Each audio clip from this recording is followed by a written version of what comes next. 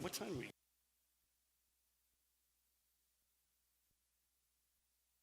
Max is not coming. Doesn't have to.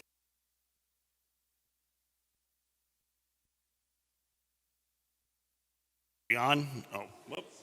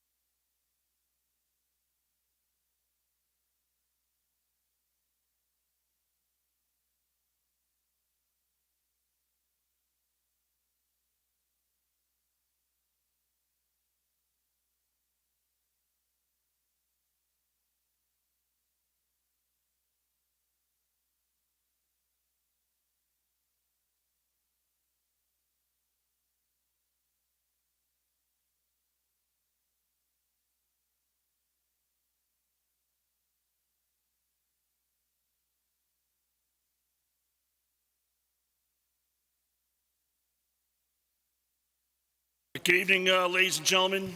Sorry for the little delay there. Welcome to the May 1st Town of Monroe Town Board meeting. Emergency exits are the two at the back door, two behind me. With that, I'd like to still stand for the Pledge of Allegiance. Pledge allegiance to the flag.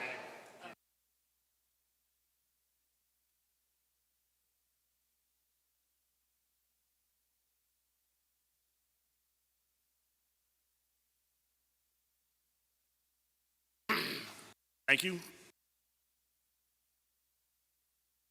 Hey, can I get a motion to open the board meeting?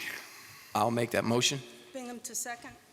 Called question? Bingham, aye. Poole, aye. McGinn, aye. Scancarello, aye. Okay, great. As you can see, Supervisor Cardone is not here this evening, a little under the weather, but I can assure you he'll be back in the saddle and back in no time at all. The community announcements, clean sweep. Dory, can we get a recap on that? Clean sweep was a fantastic day, even though it was raining. One of the things that I loved seeing about the days after clean sweep, I drove past the trailer park across from Stop and Shop this morning. Yeah. Did you notice that it's still clean? Well, that's a good thing. That's an excellent thing. So we had our wrap-up meeting this morning. That's a positive thing. Emphasis on still.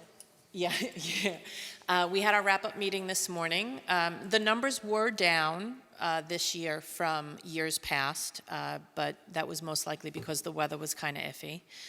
We did have a lot of really fantastic groups who came out and helped to clean up a lot of the roadways in the village and the town. The police departments did a fantastic job of making sure that everyone stayed safe, and we're working toward improving next year's clean sweep. And I also got the information from the Village of Cornwall about the Cornwall cleanup crew. We had a resident asking us about doing some cleanup more often than once a year, and I think I may have a contact for her. So That was still a dumpster full of garbage, though. That was an impressive. we filled up the entire dumpster full of garbage. The shredding wasn't as popular, and we were thinking that maybe it's because it was all moved to St. Anastasia's, and so maybe people didn't realize where to bring it to, but yeah. Ton of garbage. Great community event, for sure. Big, big show of thanks for the everyone that showed up at St. Anastasia's that morning. It was great, and again, PD for helping out, and it was just a good turnout. And listen, hopefully keep the streets clean until next year. Yeah. So. Or next month. Yeah, or the next one. Yeah, exactly. So, okay. 3.2, can I get a recap on the community job fair from you, Councilman? Absolutely. So last Thursday evening at the high school, we conducted our first job fair, Town of Monroe and the high school. We had 35 businesses come out. YMCA was there, Legoland was there, Garnet Health was there, just to name a few, a lot of local businesses as well. And I'm proud to say 110 students from Monroe Woodbury were given jobs that night. So that's an incredible number. It's something that I think we should do every year. I hope we do it every year. I know the principal is looking forward to doing that again next year, but over 100 kids got jobs, which is impressive. That's fantastic. Thank you for working with the school district to put that together. It was great. Hire our local young students, and there's such a void with jobs right now. So this will certainly help, and let's keep that going there with the local kids working here. So I love that. A question, were Sure. any unions there? Or because sometimes they have apprenticeship programs, no unions were there? No Okay. unions, no. Maybe we could do that in the future. A lot of the kids were nervous walking in. It was their first. It was a higher on-site event, so it was great to see some young adults getting their first jobs. Coming in nervous and leaving excited. So it was really good. Okay, great. And also on the community happenings or community announcements, it's not there, but the Orange County Law Enforcement Memorial Service will be this coming Friday, May 5th at 6 p.m. at the Orange County Courthouse. The Orange County Law Enforcement Memorial Walls are located there. There are 6 officers being enshrined on the walls this year. 3 of them are Monroe residents. We have Sergeant Vincent Gow, NYPD 30 Precinct Squad, died from World Trade Center-related cancer. Used to live here in Monroe. He relocated shortly before he became ill. We have Police Officer Eric Murray, 25th Precinct. He was a resident here for 9 years, and he died from COVID that he contracted while in the early stages of the pandemic. And the final is Lieutenant John Zonenfeld, a longtime resident of Monroe, raised 4 children here, and did 31 years on the job. So listen, tell your friends, family, turn on out. It's about an hour and 15 minutes, the memorial service up at the courthouse. It's very nice, very moving, means a lot to the families. So by all means, please share that information.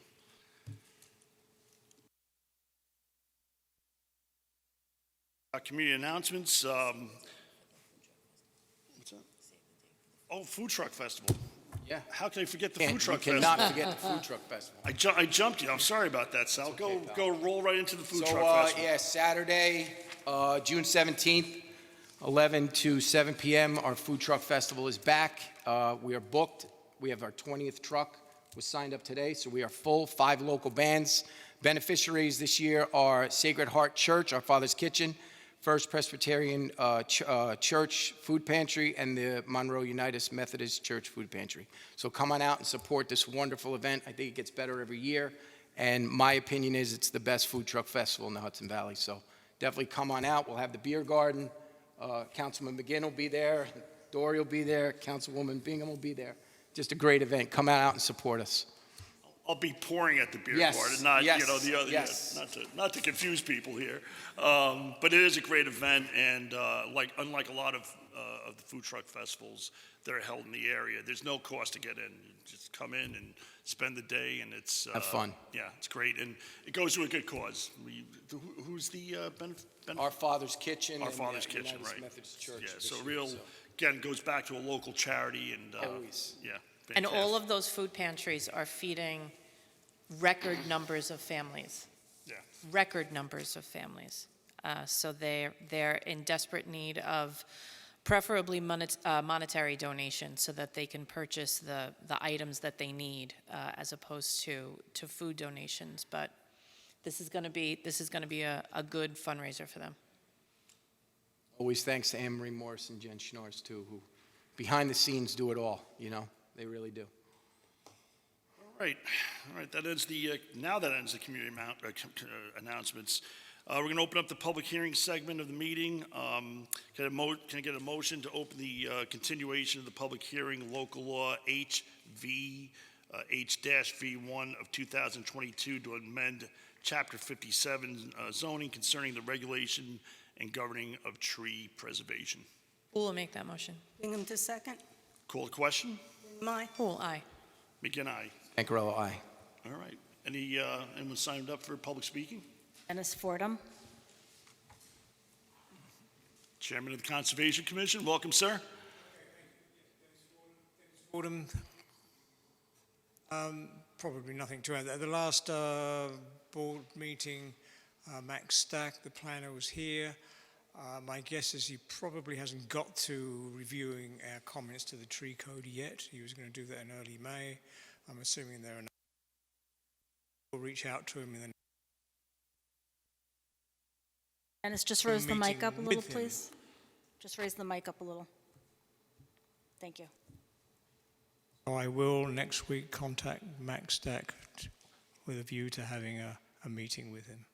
Okay, great. Yeah, I actually spoke to Max on the ride home this evening, and he is the local law that was presented to the attorney that we now have up for this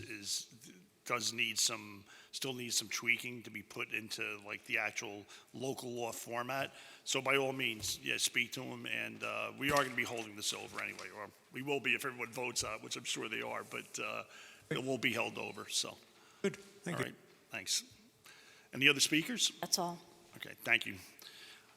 All right, again, I spoke to Max on the way home in the car, and there is still some things that need to be done with this. Spoke to the town attorney this morning about it.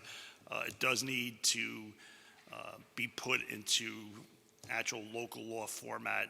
The way the planner had done it was basically reference the local law, what it changed, and the reason it changed, which was great because it's explanatory. But that's not how that's not how we can adopt it as a local law. So we'll be doing.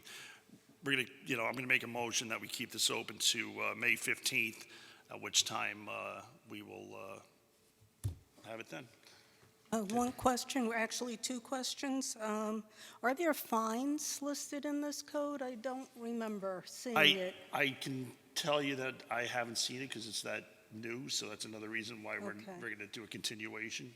In the comments from the Orange County Planning Department about having the trees only cut between October and March, that would also be hopefully incorporated into the legal version. Yeah, again, I haven't read through it in its entirety, so that'll give us all, some time to really pick it apart and go through it between now and the 15th. And, again, if we have to, do a continuation of the public meeting beyond that, public hearing beyond that, we will. So, Okay, So I'll second that motion of keeping the public hearing open until May 15th at 7 PM or immediately thereafter. second, I'll second. call the question. Bingham, aye. Cool, aye. McGinn, aye. Scangarella, aye. Okay, thank you.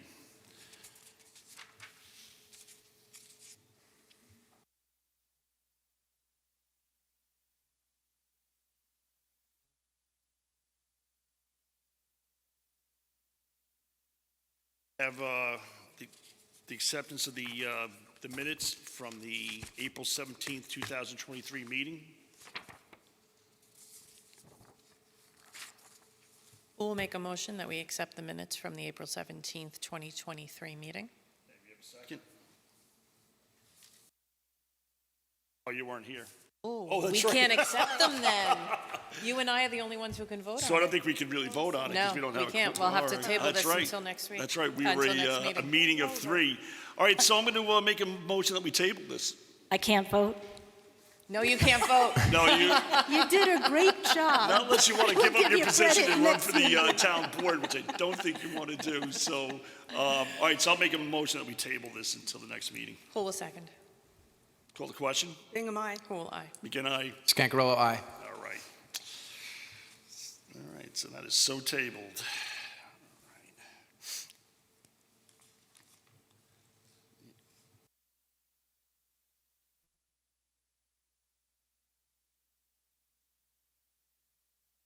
Okay, so we have some budget transfers.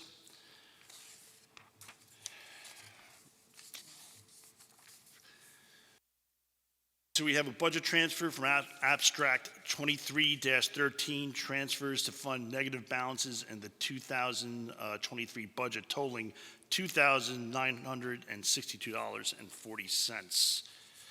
Can I get a motion to accept that? Bingham will make that motion. I'll second. Call the question. Bingham, aye. Who will aye? McGinn, aye. Scangarella, aye. Okay. Motion is so passed. Okay, I have a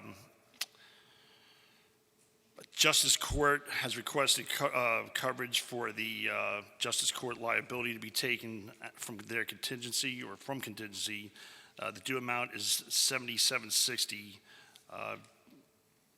and I'm recommending a transfer from the general judgments and claims and not contingency. So it's a transfer. That was the one. Excuse me. We'll get back to that. The other abstract we have is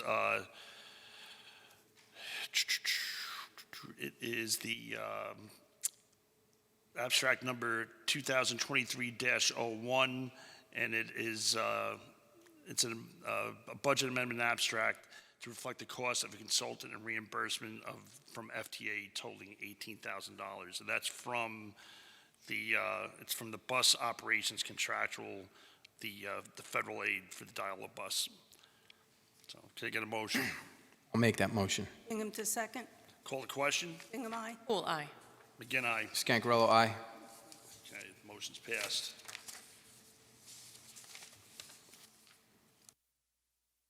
Okay, we have another cash transfer abstract, and it's to approve abstract number 2023-02 to move cash back to funds to cover expenditures in May 2023 and to cover cash to investments from New York class totaling $880,000. And the reason this is done is New York class pays its a higher, I think it's 4.4 or 4.5% interest.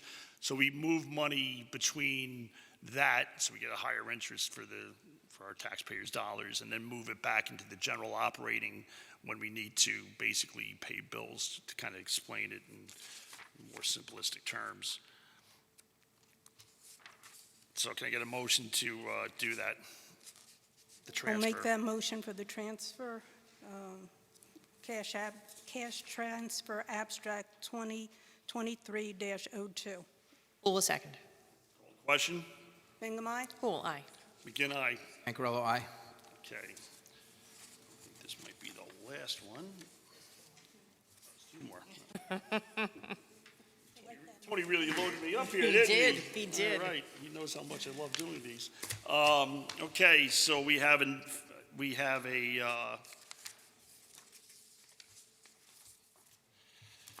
general fund abstract, 23-07, and that is it is totaling $502,912.70, and that's check numbers 30049 through 30119. All right, can I get a motion? I'll make that motion. Bingham to second. Call the question. Bingham, aye. Full aye. Again, aye. Scancarello, aye. Okay, the motion is passed. Now it's your last one. Thank God. All right, be it resolved that the Town Board of Monroe requests the approval of abstract 2303, the escrow fund containing checks 2080 through 2086 totaling $17,659.61.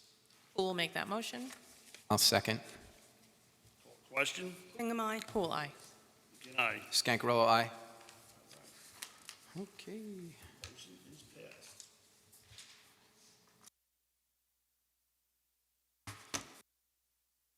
Right along.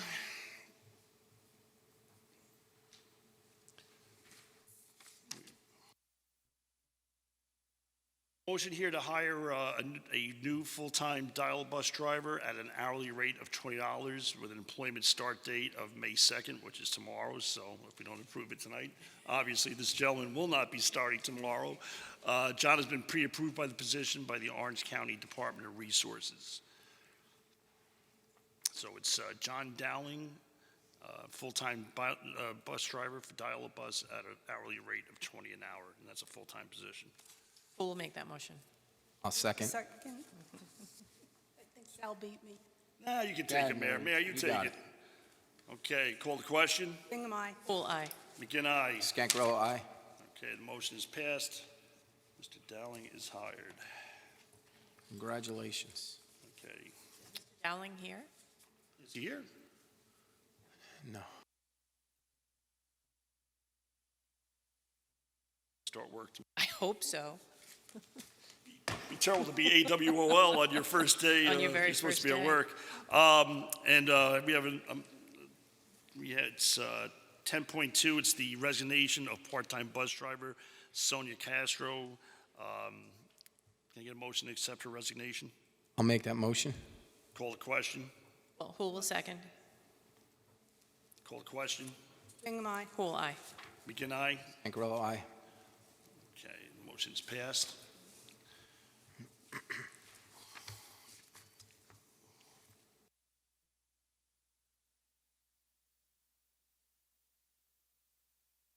I have a resolution to approve the attendance of the assessor's clerk, Carla McNamara's attendance to the New York State Assessors Association Annual Conference and Training at Cornell University, July 16th to July 21st. The conference is, the training cost will be included in the 2023 Town of Monroe adopted budget and requires no line item adjustment.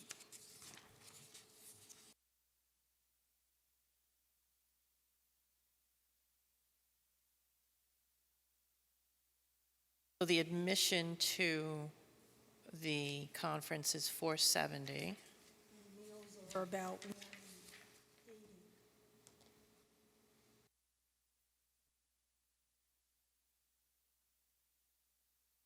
We don't have an amount on it, so I guess we could just approve it for the, I know we have admissions 470.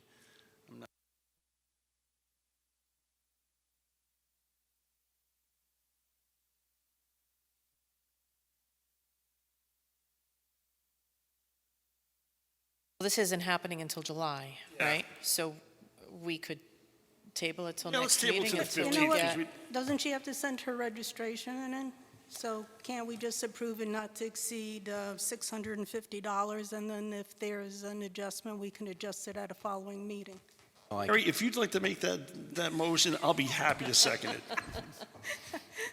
I'll make a motion that we approve Carla McNamara's attendance at the New York State Assessor's Office, July 16th to the 21st, not to exceed $650.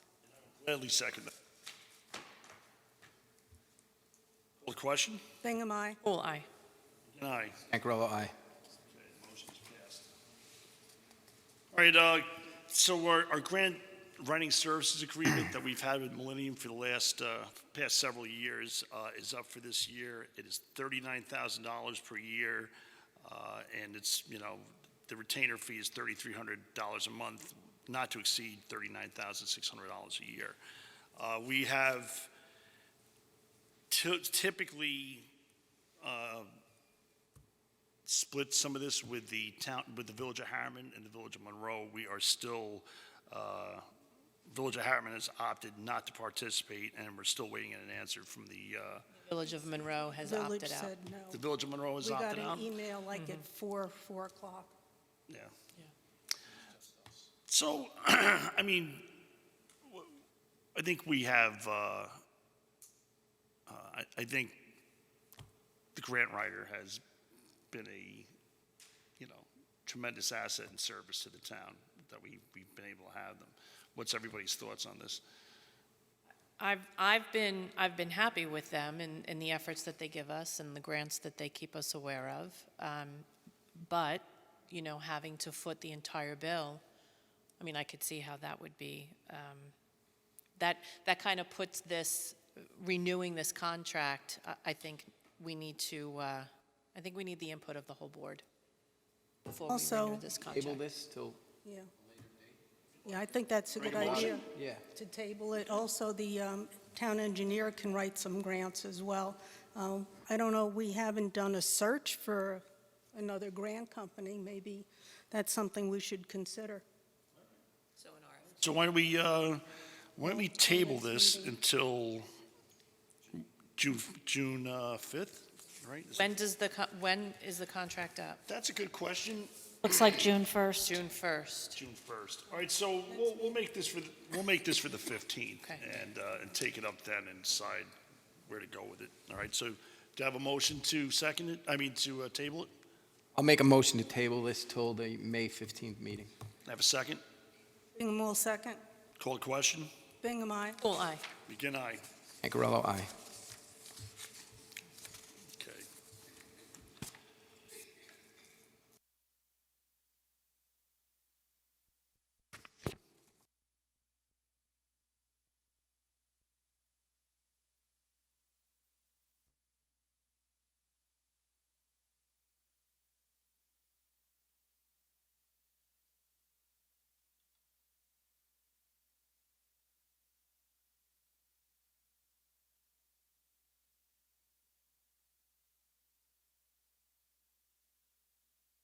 Okay, we have, next on the agenda, 10.5 is Plotty Village, the Planning Board report and recommendations. So I know we have, would you gentlemen like to get up and speak about that?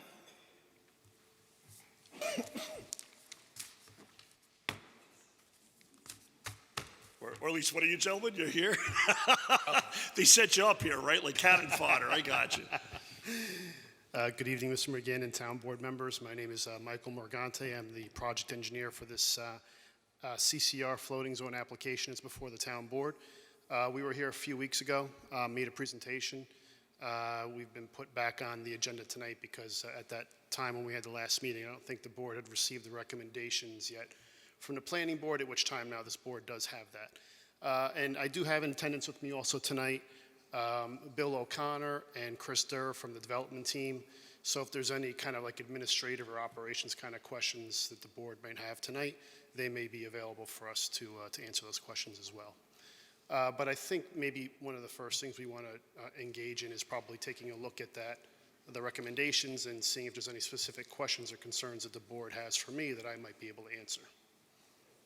So, as I stated earlier, I spoke to the planner on the way home this evening, and he has not received it, but he's receiving it now because the town clerk is sending that over to him, the town planner. So he is going to review that and get back to us by the 15th with his recommendations. In the meantime, we'll be looking at this and digesting it ourselves. So, the way I interpret the CCR from after we do that, we get his comments, we will decide to accept it. who are not accepted, of course, that's always an option, and then schedule for a public hearing. So that's what I would anticipate happening at the next meeting on the 15th. But like I said, we're just, he hadn't received it, and so, Madam Clerk, if you could send that over to Max, that would be great. And I think on the 15th, we'll be able to take action on it one way or the other. Okay. All right? Fair enough. Any questions, anyone? Yes, I have some questions. Sure. I was looking at Alicia's letter that she wrote to the board. There were a couple of things. There's 1, 2, 3, 4, 5, 6. There's like 7 or 8 comments that she made. And I'm assuming you're going to address all of them at the next meeting, or would you like to address some of them tonight? I would be glad to at least verbally review those comments with the board. I Okay. believe you're talking about Ashley, the planning board attorney, is that correct? Yes, Ashley Torres? Yep. Yep, So, Torrey. Ashley Torrey, correct. Right. So So- I have it open in front of me right now. I can kind of Okay, you read wanna them go real quick through- and give you some background to it, and then you can also get your follow-up from your planner as well. That would be Okay. great. Thank you. Okay, so the first 2 are kind of administrative stuff. As we move through the application with the town board, we'll work those items out in terms of the number of workforce housing units. We'll depict them specifically on the plans, on the architectural plans, things of that nature. So the first 2, we have no issue with. They're just kind of part of going through the process right now with the town board. So we'll depict that stuff on the plans and provide you that information. Right, regarding the second one, code is for 30 years, but I know the sisters have other facilities, and it doesn't seem to have a time limit. Do you know what the intention is? Would it just be for 30 years as per code? If I'm not mistaken, I can defer that to the development team also, but if I recall correctly during the public information meeting, I think the sisters have to maintain ownership for longer than that. Was it 50 years? 50 years. 50 years. Yeah, Oh, they're so doing we'll be in excess of whatever that requirement Okay, is. because she actually. had no less than 30 in her Right, comments. and we'll Okay. probably exceed that, just based on what I said. Thank you. No problem.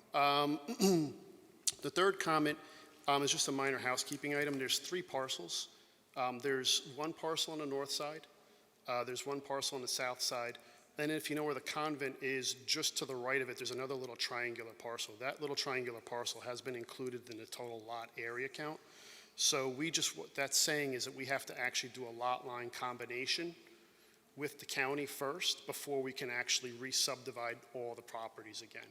That's just administrative. We can deal with the lot line combination with the town assessor. Usually takes about a week or 2 to process through the county. So, well, yeah, famous last words. I mean, typically it's what it should take. So we'll see actually what the time period does hold in store for us. We double-checked our calculations for the next comment.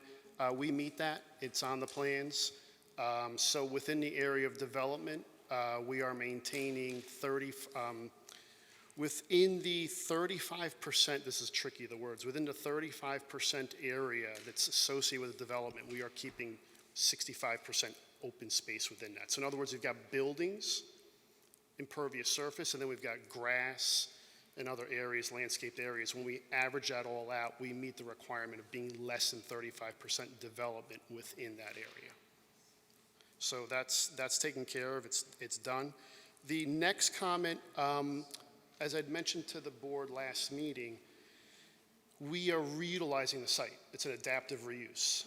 So what we did was we focused on those areas that already had the development. Some of those areas that already had the development, though, were located at the very least adjacent to some Army Corps of Engineer wetlands. So by default, therefore, that development falls within the 100-foot buffer for the town of Monroe wetland buffer requirements. But there's already existing pavement there. There's already been development there. In terms of maintaining the more viable open space on the balance of the property, it makes the most sense to place everything there. And if you read that paragraph in full, it kind of alludes to that. So there was a trade-off there of, yes, we are disturbing some of the buffer, but at the same time, we're literally disturbing very little wetlands. I think in total, it's a little less than 600 square feet total on the whole property. So we've done a pretty good job in terms of citing everything and balancing, the positives versus the negatives as it relates to that particular comment. And I spoke with a member of the planning board today regarding that comment, because I wanted to get the full gist of exactly where they were going with it and what their intention was. And it was essentially that they were just recognizing the fact Correct. that these pieces were within those buffer zones. Will you need to get any type of approvals, like for being within the Army Corps of Engineers buffer zone? So the Army Corps of Engineer, we've already sent in a nationwide permit. So we do have that minor disturbance. We fall under what's called a nationwide permit due to the level of disturbance, which is very, very low. We sent it into them. I have to double check the date, but there's a 45-day period that you go through where if the Army Corps has not responded to you, it's by default an accepted application. So a lot of times they'll look at these projects, they'll look at the plans, they'll see the minimum amount of disturbance, and rather than wasting time writing a letter and calling and doing all that administrative stuff, they just let the time period slide. It's an easy way for them to give an approval. They have, by the way, one person who handles, if I'm not mistaken, up close to Albany through Long Island. It's one person. Yeah. Wow. So it's kind of the reason why I think they follow a little bit of that format. That was sent in way more than 45 days ago. We never heard back, so by default, the nationwide permit's been granted to us. The next comment was to demonstrate compliance with the minimum building separation distances. So if I'm not mistaken, the code says that we have to maintain a minimum separation between buildings that's equal to or greater than the height of the buildings. So we do that in all portions of the site, but I do want to bring it to the board's attention. Between the multifamily buildings 2 and 3, we have an elevation difference between the front and the back. So the front elevation difference is, the building height, I should say, is like around, just give or take 30 feet. And when we look at the back, we're like about 37, 38 feet when we average the two. We kept a 31.5-foot separation between buildings 2 and 3 because what you're going to see is the elevation of the front of the buildings, you follow what I'm saying, and not the rear. Add the elevation, average out the, we'd be 40-foot separation between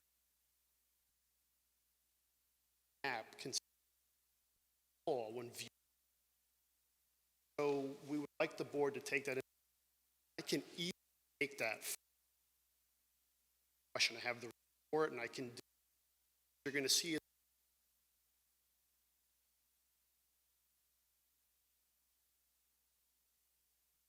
You're going to see a really big gap between two buildings that are not very tall from the front. If it's something the board would like us to do, we can 100% do that, but we would like the board to consider what I just said. We think that from a separation distance, the 31.5 feet that I have shown now is more appropriate. Aesthetically. I'm sorry. But is there one other separation between are there two or just one separation with the other buildings? So buildings 2 or 3 are situated right next to each other. Right. All the other buildings are far enough away from it. We don't have any separation Just distances those two between buildings. those other buildings. So again, just 2 and 3, and I'll try to trim that explanation down a little bit. From the front, we're about a 30-foot height. You follow what I'm saying? But the back is a little bit taller because the grade slopes down towards the back. When we average it out, we're probably somewhere around 38 feet for a total building height, which is lower than the 40 feet that were permitted.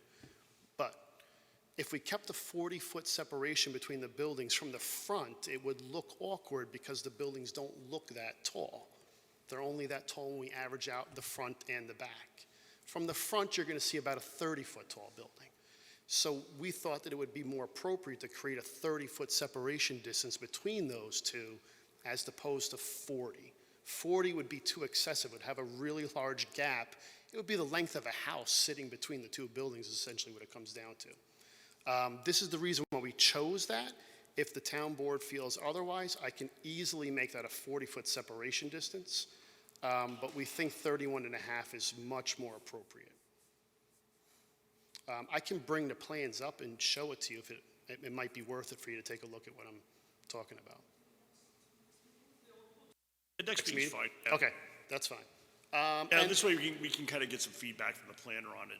That's fine, before too. that and see Yep. how much of an issue he thinks it is or not. You Yep, know. no worries.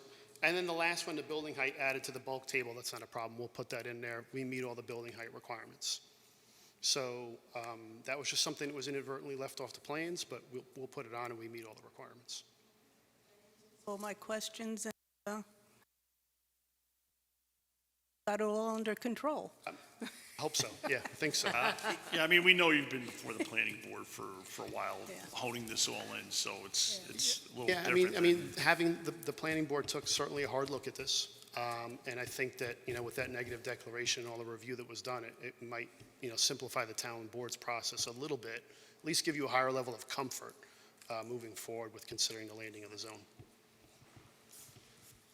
Any other questions for Mr. Morganti? No? Okay, Thank you, Mike. all right. So like I said, do you want to I'll make a motion that we forward this to the planner for his comments before the May 15th meeting? Who will second that motion? Okay, call the question. Bingham, aye? Poole, aye. Again, aye. Cancarello, aye. Okay. I mean, one last question for the board. So if we can receive comments back from the planner by that meeting on the 15th, and the board seems satisfied and things seem to be in order, we can reappear. Is it possible for the board to consider a public hearing then for the June 5th meeting? I mean, listen, we'll certainly, if on the 15th, everything goes, according to plan, then yes, I think we would be amenable to doing a public hearing on the June 5th. Because I think we would have enough time. Yeah. Yeah, we'll have If would enough. give us plenty of time. Yeah, Yeah. yeah, I don't think that'll be an issue, but again, Yeah. let's see what Understood. Mr. Stock has to say, and we'll take it from there. Right. Okay. All right. Thank you for your time tonight. Thank you. Thanks. Thank you. Thanks for the presentation.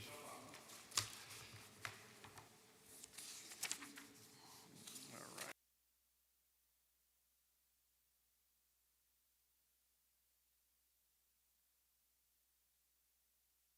Okay, 10.6, we have a request for the use of a town easement. Is Steve Brown's here? He's not here. Sure, come on up. Michael Morganti again, engineer. I'm actually the project engineer for this application. So I didn't come prepared to speak about it tonight, but But I guess you're gonna. if you have any questions for me, I mean, specifically, I can probably comment on it. Yeah, I think one of the questions is, all right, so this parcel is there a title search done on it to make sure it is in fact, I'd have to defer to Steve on. I would imagine it has been. He did send me some documentation on this. I've briefly looked at it. I've only scanned it. But I know he's looked at it pretty thoroughly, and being a real estate agent, he kind of knows deeds and easements and accesses and things of that nature. He seems pretty confident in the fact that we can get some water supply through this easement that's there. and, typically with an easement like this, there's got to be some type of, we're going to refer this to the attorney because he hasn't seen it yet. So I spoke to him this morning, so he's going to take a look at it.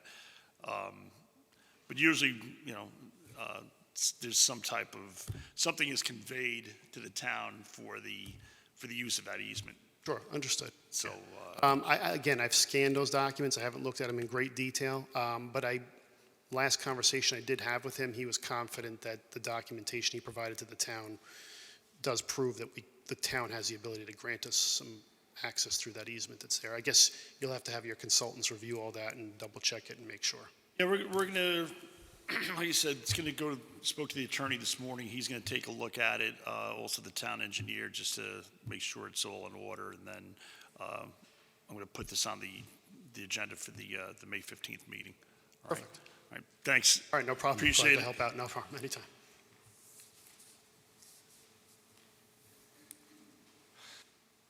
So I'll make a motion, we hold this over to the May 15th meeting.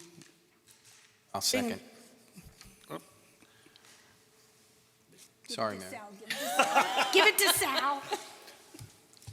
Seconded by Mary. By Councilwoman Bingham. Call the question. Bingham, aye? Poole, aye. McGinn, aye. Cancarello, aye. Okay. Just need, if someone could just follow up and make sure this gets to the, I know the attorney's going to get it, but also to the engineer. The attorney has it already. What's that? The attorney has it. All right, beautiful. Thank you. So it needs to also go to MHE? Yeah, it needs to go to MHE also, just to Okay. make sure that they're, You're on that? She's on it. Thank you, Madam Clerk, much appreciated. All right. Okay, moving right along here, the next two are going to be the town clerks. 10.6, I'm sorry, 10.7 and 10.8. Would you like to address those, Madam Clerk? Sure. So the first one is a motion to approve the general code estimate to update the town code to include local laws 1 through 8.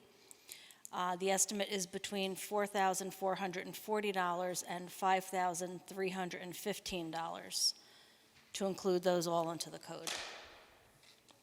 Busy last meeting. I didn't realize it was $5,000 busy. Yeah, it's quite. Well, that's for the it's whole like, year what is it, so far. 650 per law or something to get them on the books? I don't know the exact individual total. Yeah, these companies are making good money off these Are. laws getting passed.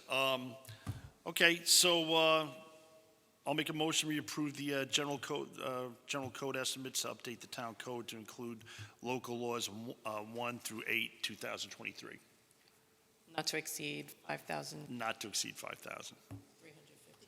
Yeah, that amount, That amount. that amount. Who will second? Okay, call the question? My, Who will aye? Okay, McGinn, aye. Mangarella, aye. Motion is passed. Okay, 10.8. So the next one is for, I'm looking to do a revision to the fee schedule because they had passed a law, March 28th of 2023, allowing for a one-day marriage officiant, which would entitle anyone who wanted to be an officiant for one day to apply for a license in the clerk's office where the couple getting married is applying for their license. The fee is $25. The person applying for the license must obtain the license, the application after the couple has received their license. It's only good for that couple for the one day. It's just a simple form. It's their name, address, so forth. And the license expires upon the earlier of either the completion of the solemnization or the expiration of the marriage license. So I'm just looking to include the $25 marriage license, marriage officiant fee in the fee schedule. Get it to the skis. well, this would be somebody who marries them besides the town clerk. Yes. So Not if they- like, not obviously a priest or somebody else. No, this isn't is just a something they have to one-time be ordained, permit. right. Okay. Can you repeat that license expiring part again? Such license shall only be valid for the parties to be married as stated on the application and shall expire upon the earlier of either completion of such solemnization or the expiration of the marriage license. Okay, so then if they don't get married the day that they are expecting to get married, They would have to come back. and they, apply again. no, they wouldn't have to come back. It would So- last until either that person performs the marriage ceremony. Right, so or if the the- marriage license itself has expired. So if the which- license expires, say, June 5th. Right. If they get married prior to June 5th, the Everything's good. license is done. If they get married after June 5th, it's not valid. They have to reapply. Right. Well, the wedding couple, the couple would also have to reapply for a Correct. new marriage Correct. license. Okay, I got it. This is going to be in the town clerk section of the fee schedule? Yes, Okay. And who do those fees go to? the town. We collect them, Mm-hmm. and we keep them. Okay. Have you had anybody come up with this yet? We actually have had several people inquire, Really? and I believe we have 2 people looking to come in, the couple for marriage license and then the officiant.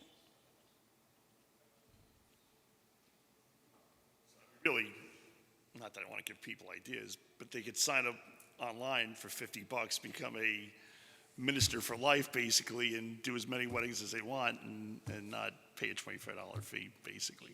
Each time. Not giving anyone suggestions about how to get around the law, but, so. All right, well, let's, Could have the town clerk do it. She does a lovely job. she does a Does great do a job, lovely exactly. job. You know, Val? Go to the real deal. Well, Yeah. Who will make a motion that we amend the clerk's fees to include a $25 fee for a one-day marriage officiant license? Hey, I'll second that. Call the question? Hingham, aye. Cool, aye. Again, aye. Cancarella, aye. Okay. Motion is so passed. And that ends the new business. Let's move right into old business here, and 11.1, Eagle View Estates, sewer use and confirmation. So, here, gentlemen, why don't you both come up? Glenn, you can come up if you want. It's up to you, or if you just want to come up, sir, it's entirely up to you. Good, how are you? What's going on? Nothing. Same stuff, different day. Okay. Another Same here. meeting, another month. Yeah, another town board meeting, same stuff. So, Just state your name, please. yeah, please. Oh, I'm sorry, John Coldonado. Okay. So, if I'm to understand this correctly, I know the whole, you were in Moodna, out of Moodna, the whole, but now it's confirmed that you are, in fact, in Moodna, right? And I read their letter, and some of it didn't make, it made sense that it stated that you're in Moodna, but it said something about connecting to the Walton Terrace connector, but then it said something about a septic tank, but that's a Moodna issue. That's not really an issue for you guys. So, what are you looking for us as the town board to do? Just to confirm that you are in fact in Moodna and able to go forward with presenting this to the planning board? Because is that Town Monroe or Town Chester? Town of Monroe, and the Town of Monroe Planning Board didn't want to, Do the anything? Planning Board and the ZBA didn't want to act until, The town board? right. Originally, Mr. Nugent's not here, but originally he wanted us to Get a, ask to have the property annexed back in. And when we went to Petrosac and Fowl, he pulled the maps, Moodham maps, and it says, what do you want me to do? It's in the district. Moodham even tells you to this day it's in the district. So that's what, so basically you just want a determination from the town board saying it's in the Moodna district and you can move forward with your planning board plan. Correct. Have you been before the planning board yet or no? since 2018. All right, so you've been before them, and then did they send you to the ZBA for a variance for strictly what- on sewer or for something else? Yeah, well, what had happened was, if you remember, I think it was Local Law 6 you guys passed in reference to that. If somebody's in the sewer district and there's a moratorium or something, they can do a temporary septic system. So when we went back in front of the planning board said, you got to go to the ZBA because you don't meet the regulations based on the size of the lot. So that's why we went back to the ZBA. But then after we started to, look into and investigate it as to, why the sewer stopped collecting taxes in 2017. Oh, no. Because, right, the planning board and the ZBA were under the impression that because the taxes stopped in the district, that we were taken out of the district. You But weren't that's taking not true. out the district. They just stopped taking. Right. All right. I think, like I said, the blocks were changed 3 times on this property, and I think that's where the confusion came in. Because if you look at the original lot section and blocks and the map for the Moodham district, we're in it. Right. Well, somehow when they issued the new lot section and blocks, I don't know what happened. Well, I spoke to the attorney this morning, and he said, based on the letter you got from, I guess, was it Lincoln Tully from, Got Lincoln Teller, we got Moodham, right? we got the that county. Based on that they're verifying that you are in fact in the Moodna district and entitled to sewer under their district, that we could approve this. I just don't know. Language? Yeah, the language we could certainly, pass a resolution accepting that your parcel is in Moodna, that's been verified that's in Moodna, and it'll be part of the town board minutes and go back to wherever you were in that process, and either pick it up or continue or whatever, start all over again, whatever is going to have to be done. But it doesn't, us saying, verifying that you're in the district doesn't bypass any of those other bodies. You still have to. No, go- no, yeah, like I yeah. say, we've been doing this since 2018, we're at the finish line, and then, Right. this came up. Right. Gotcha. Does Alex have any recommendations? Yeah. Well, Alex, you have any recommendation on it, or? No, not at this time, I do not. Okay. Right. So I guess based on that, we'll pass a motion confirming that you are in fact in the Moodna district and are entitled to the density under the code allowed because you do have sewer. So I'll make that motion. Second. Call the question. Hingham, aye. Full aye. McGinn, aye. Oh, aye. All right. Thank you very much, guys. You're good to go. Take Have a care. good night. Have a good night. You got it.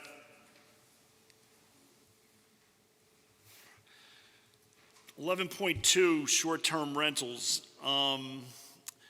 Short-term rentals insurance. So I had a little discussion again with the attorney this morning about this, and his recommendation, and Alec, not that I thought Brian was attending, so after I spent 20 minutes with him on the phone, he goes, "Oh, by the way, I'm not going to be there. So otherwise, I would have spoke to you if I knew it was going to be you coming." So It's not a problem. Brian and I have also touched base. no, he so. told me he was going to talk with you. So,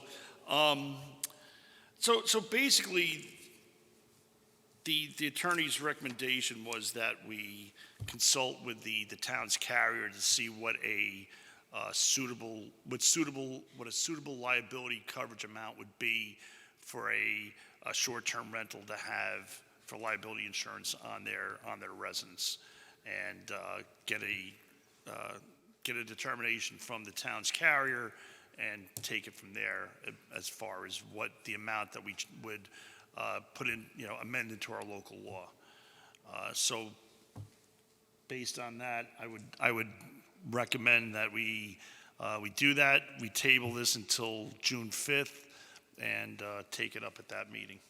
And just to add to that, the rationale behind that is that rather than just coming up with an arbitrary number, this way you would have an idea as to what Right. an insurance company would require.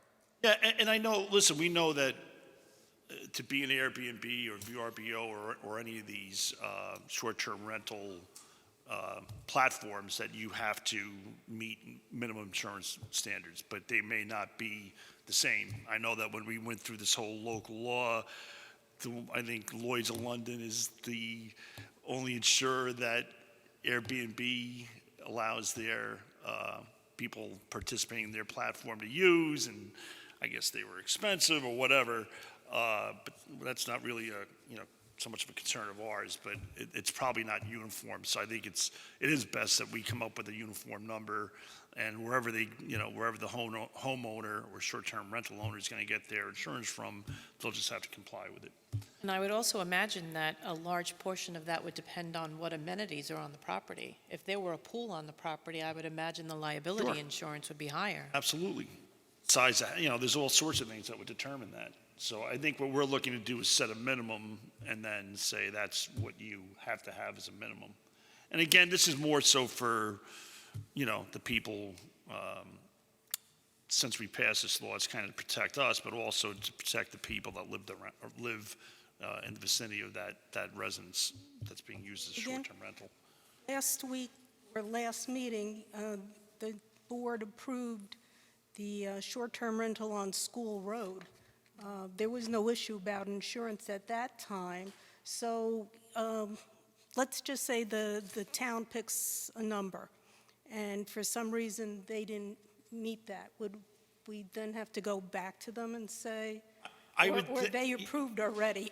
Yeah, I think what will happen is once we adopt, once we do the addendum to that law, and whatever that amount is, that we, it's 250 or whatever it is, 250,000 or whatever it is, that the town carrier suggests, that we will then, send a letter to that individual and say, hey, just so you know, the law has been updated and you have to comply with this, and then it'll be up to them to comply with it. So I'll make a motion that we table this to the June 5th meeting, and in the meantime, get a determination from the carrier on what those limited, what the minimum liability insurance should be for short-term rental to add into our local law. Who will second? Call the question. Aye. Well, aye. McGinn, aye. Angarello, aye. All right, motion is so passed.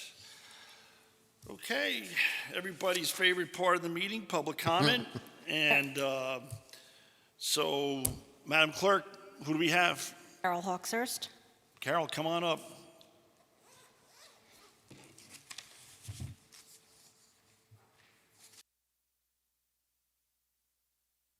Good evening, everyone. Carol Hawkshurst. Welcome back, Councilwoman Bingham. Good to see you.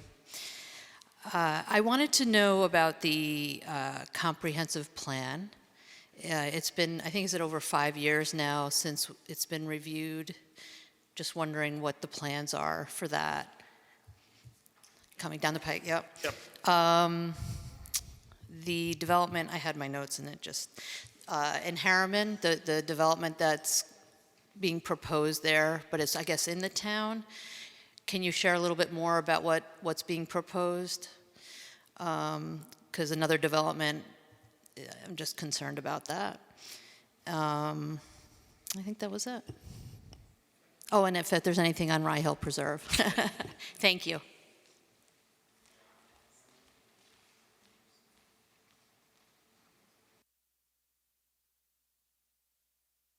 Thank you, and we'll address your questions at the conclusion of the public comment. Okay, who else do we have for public comment, Madam Clerk? Michelle Hieronymi. Hello, how are you? Oh, just wonderful. Now, tell me if you can hear me. Yes, we can. Yes, okay. Good evening. My name is Michelle Hieronymi, and I am here as a concerned citizen who recently came across some very disturbing information on auditny.com. Hey, Michelle, I'm Which sorry, is you just the- have to tell me where you live. And I don't mean, just the street, town. Winchester Drive. Thank you very much. Okay. Which is the website of New York Citizens Audit. They are a nonpartisan, nonprofit citizen education group formed for the purpose of performing an open source audit of the New York State Board of Elections. The group's deficit report lists unnatural and obvious manipulation of the voter database in the New York State 2020 general election, rendering the election uncertifiable, and whoever certified that election actually committed perjury.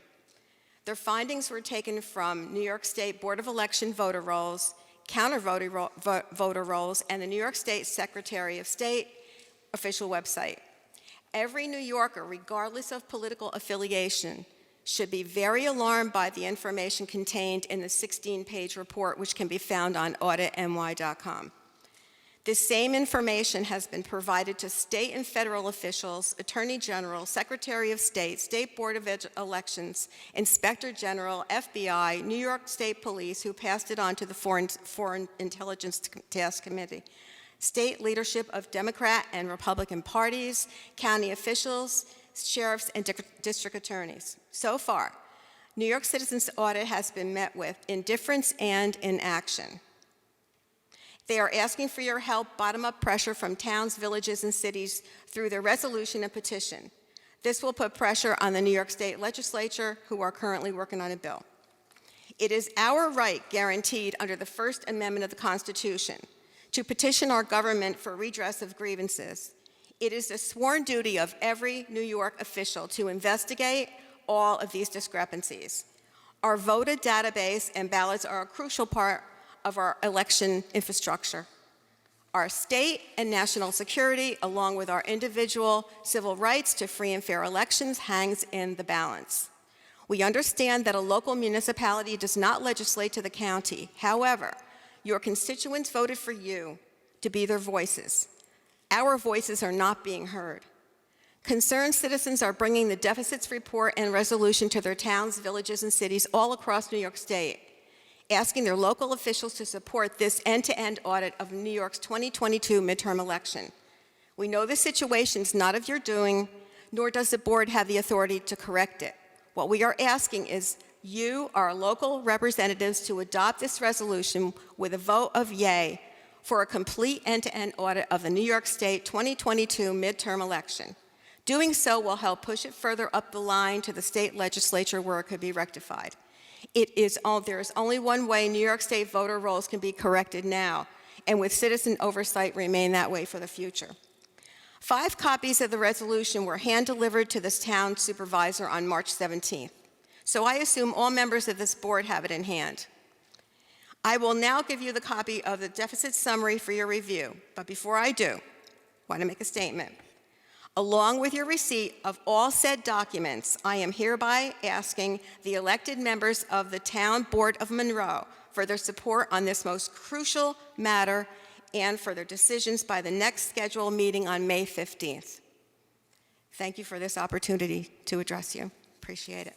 Thank Now you. I have some copies, and if you can give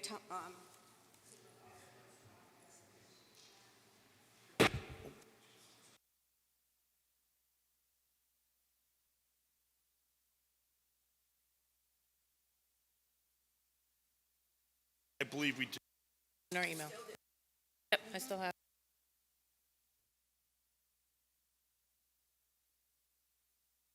Thank you.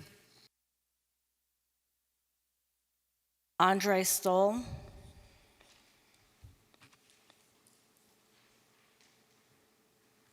Oh, Good evening. Andre Stoll, Block Alley. I just want to say I brought my 92-year-old mother here to vote in her last election, presidential election. oh, she. Right here. Okay, so New York's 2020 general election, a study in deficits, a report produced by the New York Citizens Audit.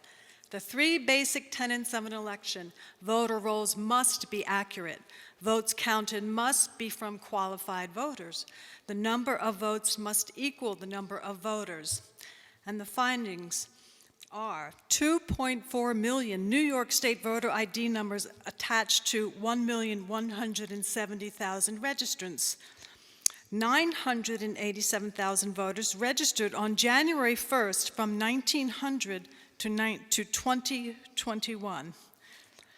1.9 registrations in state voter rolls missing from the county rolls. 625,000 more registrations than voting-age citizens in just 6 counties.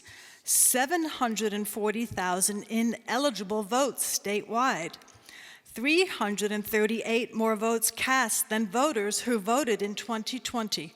195,000 votes cast in New York City that went missing in the New York State voter database.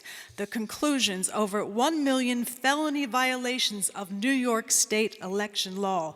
95 state and federal legislative races impacted by 740,000 ineligible votes. The New York State Board of Election, whether by dereliction of duty or deliberate malfeasance, is unquestionably responsible for affecting election outcomes in New York.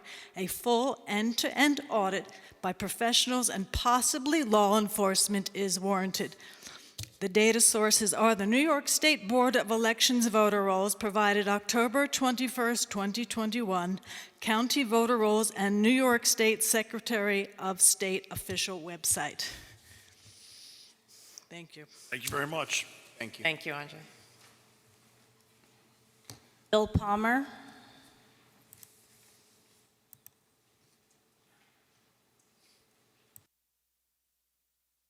I've down here to the Paramus Veterans Home for 29 years. Every morning, this was my back way down, stop over at the Red Apple Rest for breakfast when it was open. I retired in 2017. Good for you. But anyway, yeah, so I've been involved in the politics of... Hey, I just need your street and where you live, that's all. Okay, so I live in Washingtonville. Okay, I'm part of this group here. Okay. And just a quick summary. Yeah, no Okay. problem. Go ahead. Andre mentioned, she said 338 more votes than voters counted. It's 338,456. You have that before you? Yeah, Okay. I I didn't want to correct Okay, her so- in the middle of So speaking. we know the situation in South Monroe where we had 700 ballots from one residence. They're all tied in and stuff like Yep. that. So we just want to, first of all, let me say, when I was controller of Paramus Veterans Home, I was in charge of a $30 million budget. I had to bill a VA maybe $12 million a year. I had to bill Medicare maybe $5-6 million a year. And do you know that I was audited every year of 29 years by the federal VA, by the Office of Legislative Services, which is OLS. I was audited by the ombudsman on any type of claim of inappropriate charge to a resident, which could be material and stuff like that. And I was audited. Christie didn't trust either the federal or the state auditors, and he sent in KPMG, and they did 2 years of audit on my VA billing. So I used to sit there and say, we welcome audits, see if you can find something that I didn't, you know what I mean? So this is election integrity, and we need to be positive about it. There are valid discrepancies here and in many of the states, okay? So we just got to get healthy about it and healthy-minded and welcome it, because it could go either way, right? Okay, thanks. Thank you. Thank you, Thank you sir. very much. That's all for public comment. Okay. I'm going to start out and, yeah, yep. Don't let me, believe me, I wasn't going to say, let's, That's it, we're adjourn the meeting. No, we weren't going to do that. I'm going to address Ms. Hawkshurst's, questions. So the comp plan was last done in 2018. We have done updates to that through local laws since 2018. I mean, at this time, I can tell you that the last time that it was done prior to us doing it, which took 18 months, which was really record time for doing a comp plan, was 2005, and that was never fully adopted. There were sections of it that were, but it was never fully adopted. So, I mean, listen, the comp plan can always be looked at by town boards. We have kind of updated it as we've gone along, so I don't, right now, there's no plan to do a major comp plan revision of the whole plan. That could change. That could change next year. The board may decide to look at it and do it. But again, I think we did a very, I don't want to say comprehensive, because that's what it's called, a comprehensive plan, but we did a very, very in-depth reorganization of what was existing before we adopted that plan. And we've done updates, numerous updates since. So, but again, that's not to say it won't happen, and that this board may decide down the road to look at it again. That development that we received the request for an easement for water, I believe that lies between Lexington Hills and Harriman Woods, those two developments there, those two apartment developments. And I don't have the particulars on it. I don't know where that is in the planning process. I don't think it's before our planning board. I think it actually falls in Harriman, the village of Harriman. I'm sure they can tell you exactly where it is if you want to go down there, speak to the clerk, do a FOIL or whatever, but I don't know where that is in the process right now. I forget the number of units. I'm going to say it's somewhere in the area of 45 to 50. Could be a little more, a little less. And again, we have to look at this. Like I said, the attorney's going to look at the request for the easement, and it's a water easement. They're looking to go across town-owned property with a Harriman water main to feed that project. So that's really the extent of what I know about that development, even though it's not before our planning board. Rye Hill, there's really no change on that. That the potential buyers are in court with the current owners over a contractual dispute that centers around escrow payment timelines. The town is not part of this litigation at all. That contract was between the current owners and the potential buyers, which was Sunbrook. So that's in, that's in Supreme Court right now, and where that goes and how long it takes. If there's any changes, we will update, if I find out something. I know the attorney looked into it a couple weeks ago. There was no status change as far as the town's concerned. And again, it's between the two parties. It's not us. So as long as that's going on, there's nothing to report as far as there's been no follow-up on their submission and the I don't want to say rebuttal because that sounds like but the planners replied to there's been no reply back from Sunbrook. So that's where that stands. And Regarding the review of the comprehensive plan, yes, it is usually reviewed after 5 years. One of the important pieces of information that we need to do that is census data. And the 2020 census, we had a challenge because of COVID. And interpreting that data, it has been very problematic because not as many people returned the censuses, and so building those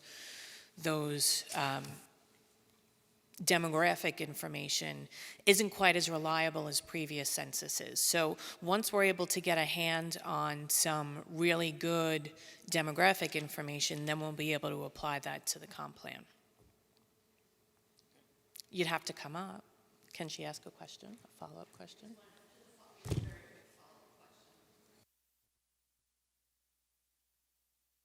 Idea of when that might be, or is that When hard that to census, say? Is it like each year they do it, right? Is it each year? No, they do it every 10 years. Oh, is it every 10 years? Yes, I they know do I it just every 10 filled years. something out, but okay, so it may be a while. It could be a while. I mean, we might be able to discern some not even reliable, but useful information out of some of the demographic information, but it was a challenge in 2020. Just my concern with the real growth. I know it is I for you get it. guys too. I get it. Thank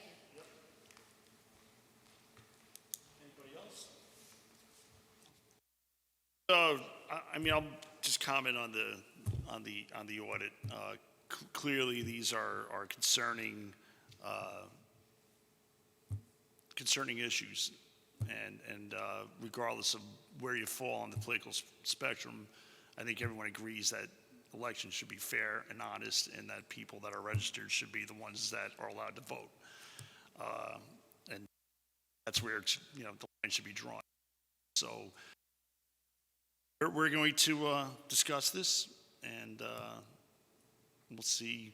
I know the county is taking it up in legislative session, I believe, in the coming week, next week. So we'd like to see what their and not that we're certainly we're not bound by what they say, and they're not bound by what we say, but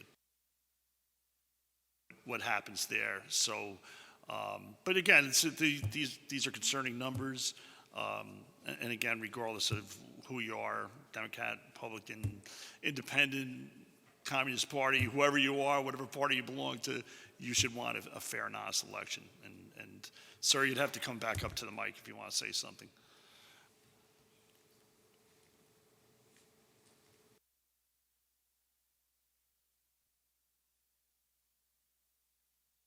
They're the ones that have been involved a lot more than me. I'm just, I come and I help them out.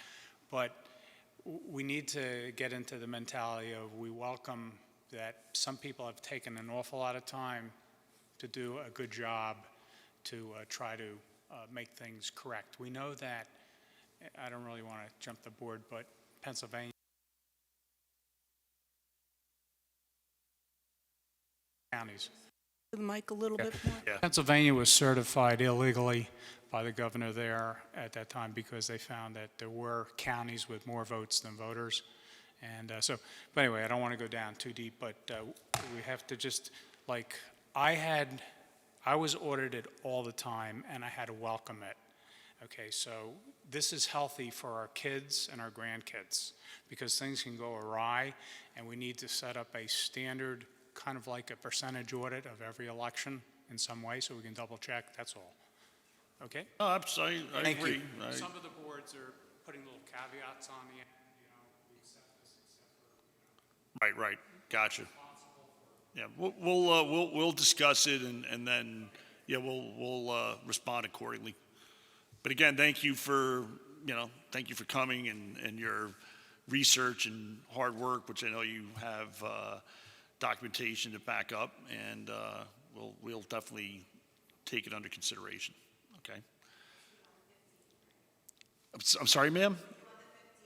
He'll be here. We'll be here, yes. We'll try to look at it by then and come. We have a lot of stuff on our plate, but we will definitely try to address that then, okay? Thank you. All right. Thank you.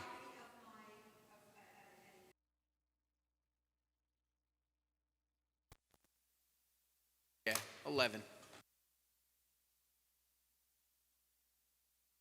Right, we are going to come out of executive. I'll make a Who motion. will make a motion that we come out of executive session? I'll second.